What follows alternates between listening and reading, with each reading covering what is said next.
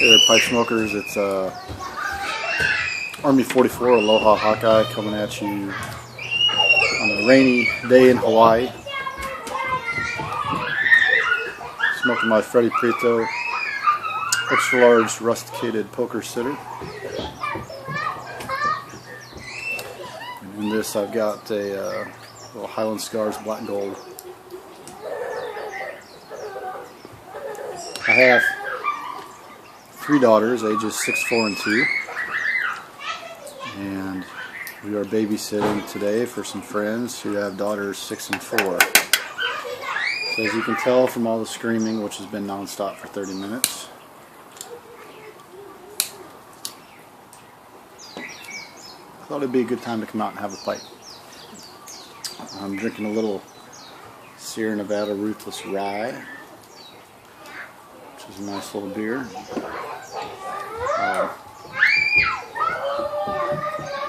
I want to do my video response to Army Pipe Smokers contest.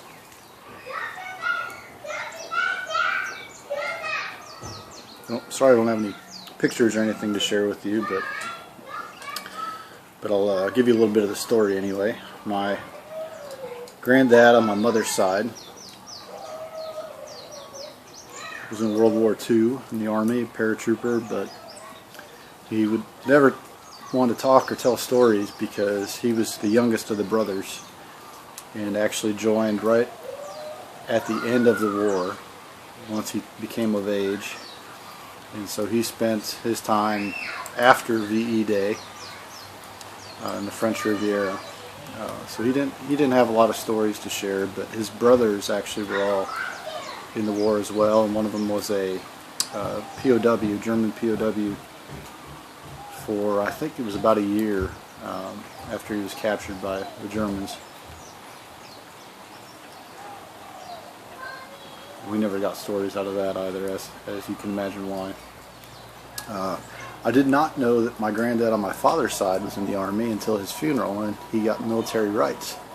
And so I asked my dad and said, what's the deal here? Why is Grandpa getting military rights? I've never heard stories, never saw anything. Apparently he was in the Army between wars, between the World War II and the Korean War in Korea.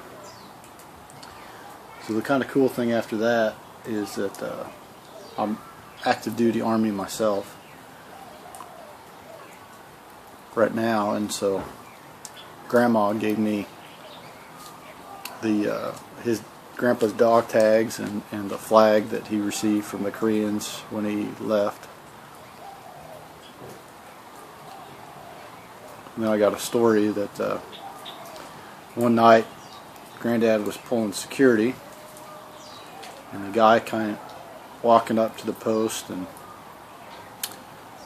wouldn't stop, wasn't listening to instructions, the guys on watch there, and they had to tell him, if you come any closer without showing us your ID or without putting your hands up, we're going to have to shoot you.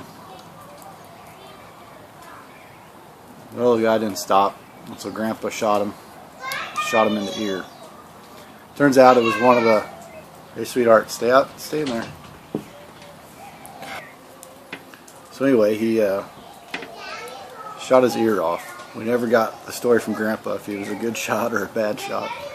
It ended up being a drunk guy coming back to post, drunk Korean guy. My uncle served in the Army in the 80s for a little while, and then I joined after college. And I've been active duty for going on 10 years now. I'm not going to share in this forum what I do or where I've been or any of those things.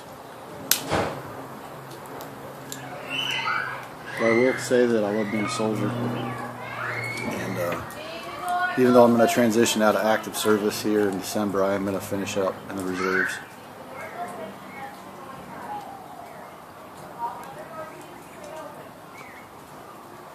And if anybody wants to talk stories sometime about our time, different places and doing different things, we can do that face to face, but I won't do that in this public setting or online. So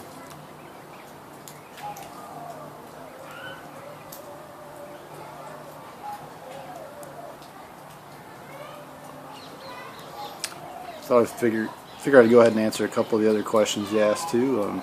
My favorite military vehicle is one that's been decommissioned, SR-71 Blackbird. It's just a sexy piece of machinery. Probably one of the sexiest pieces of machinery ever developed and put into service.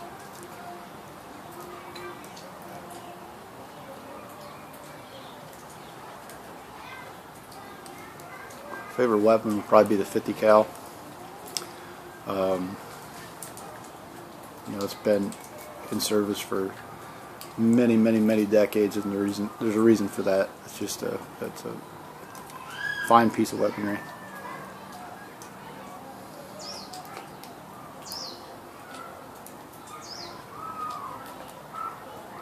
So, yeah, looking forward to seeing everybody else's responses, and again, if anybody wants to have more discussions about, you know, things we do and places we've been and things we've seen, then we'll do that one-on-one, but not online, and I'll share those stories with you sometime over a beer if you're ever out in Hawaii. God bless, and aloha.